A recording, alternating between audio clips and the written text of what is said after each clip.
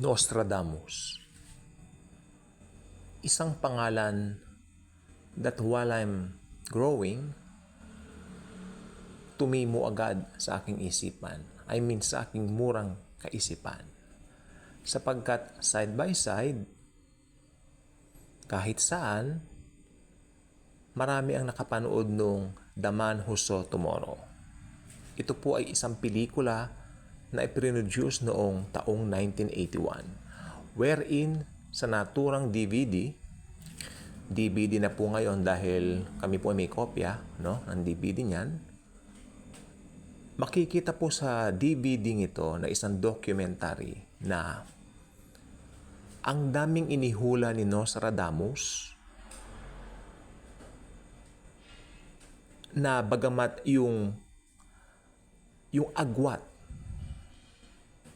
ng time bago ito natupad ay napakalayo. Okay. Una po dito, I forgot the exact year.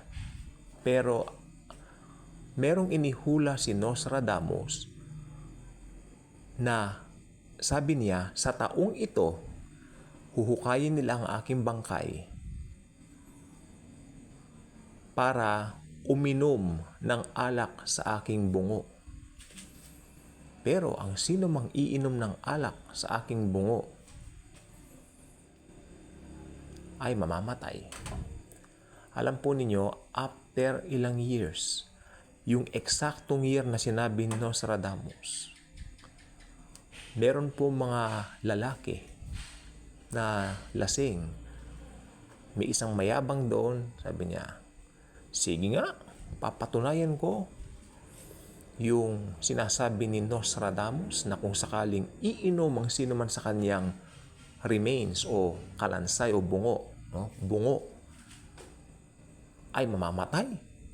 Ang ginawa niya, hinukay nila yung libingan, kinuha niya yung bungo, binuhusan niya ng alak at ininom niya. Agad-agad na baril po yung uminom.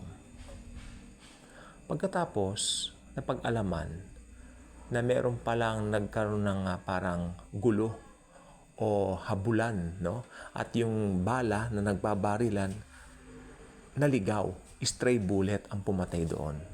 Pero nahulaan yun ni Nostradamus. Another thing, merong isang party na inatenan si Nostradamus. Kaibigan niya bale. Doon sa party, alam nung host na kaibigan ni Nostradamus na yung baboy na inihain nila ay puti. Baboy na puti, hindi po ba? So, ang sabi niya kay Nostradamus nung sila nagiinuman o nagkakainan, Nostradamus, hulaan mo nga kung anong klaseng baboy yung inihain, puti o itim. Sabi ni Nostradamus na ganyan, itim, black, sabi ni Nostradamus. Natawa yung lalaki, yung host. Kasi ang alam talaga niya, puti ang ipinautos niya na ihain. Tinawag niya yung kanyang kusinero. Kusinero, ano ang iyong inihain na baboy? Puti o yung itim? Sabi niya, bossing, inutos mo sa akin na ihain yung puti. Pero may nangyari po kasing aberya. Kaya hindi po pwedeng katayin yung puti. Kaya yung black po ang iniluto ko. Sabi niya. Doon nila parang tinitignan si Nostradamus na there's something sa kanya. Okay? At marami pang iba. Pero yung pinaka-popular ay nung bata pa si Nostradamus, may nakita siyang isang lalaki na nagsasalok ng tubig sa balon. Ang ginawa niya, hinalikan niya yung robe nitong lalaking ito. Bakit mo hinahalikan niyang robe ko? Sabi niya ganyan. Sapagkat ikaw ay magiging santo papa. At after ilang years, naging pope nga po yung lalaking yon. Yan po ay nakasulat lahat sa mga biography ni Nostradamus. Pero bakit ko po ito sinasabi po sa inyo? Kasi, bakit po ba napakatanyag niya Actually, alam ko po ang dahilan bakit napakatanyag niya. Kasi marami po siyang mga hula ang nagkakatotoo. Or should I say, nagkatotoo na. At hanggang ngayon, ito po kanina, kaya po ito ang binag ko dito sa YouTube. Mga hula rin Nostradamus, 2023, 2024. Ngayon, ako, ang alam ko lang po, narinig ko na po lahat ng ito bago pa ako maging believer ni Jesus. Kaya nung ako po ay naging believer ng Panginoon, ang sabi ko po, Lord, basta ako kahit ano po yung naririnig ko, may mga hula, may mga magaling manghula, mga prophet of doom. Alam mo yung prophet of doom? Puro mga gunaw, puro ganyan mga sinasabi. Sabi ko kay Jesus, kung ano lang po yung nakasulat sa Bible, doon lang po ako. Pero bakit si Nostradamus po kaya merong gift na ganon? Hanggang ngayon po, hindi ko po yan masasagot. Pero ang alam ko lang po, may mga tagkatotoo siyang mga hula. Ito po yung tinatawag na ako po ay neutral dyan. Pero mas pinipili kong paniwalaan kung ano yung nakasulat sa Biblia. Nakakatakot po talaga kung panonoorin mo yung pelikulang The Man Who Saw Tomorrow. Yes, pero makikita po ninyo roon, karamihan naman ang binabanggit ni Nostradamus doon ay nakasulat din naman po sa Bible. Yan po. Pero ang dami talaga niya nahulaan tungkol sa history like yung kay JFK, yung assassination ni President Kennedy noong 1963, yung kay Lady Antonietta, yung pinugutan ng ulo. Hindi ko po masyadong alam yung kwento ni Lady Antoinette. At ano pa nga po ba? At marami pang iba. Tapos yung isang hari na natusok ang mata niya ng balaraw habang sila'y nagkakabayo nung kalaban niya. I mean, mga tipong ganyan nahuhulaan po niya. Pero isa lang po ang masasabi ko, we're in the last days. Sabi nung iba, pakanaraw ni Satanas kung bakit daw ganon. Pero ako neutral po ako rito. Pero ito lang pong sasabihin ko, sa Bible, sigurado po tayo. Kahit ano pa yung naririnig natin, sa Biblia lang po tayo. Sapagkat sa Biblia, kay Jesucristo, meron po tayong katiyakan ng buhay na walang hanggan. Sa mundong ito, marami tayong nakikita, pero ito pong sasabihin ko, lahat po ng yan ay may explanation kung bakit po nagkaganon. Pero ang Bible po kasi, I am the way, the truth, and the life. Kay Jesus pa rin po tayo dapat magsalig ng ating pananampalataya. Ang dami na pong mga naglabasan ngayong mga propeta, no naming names right now.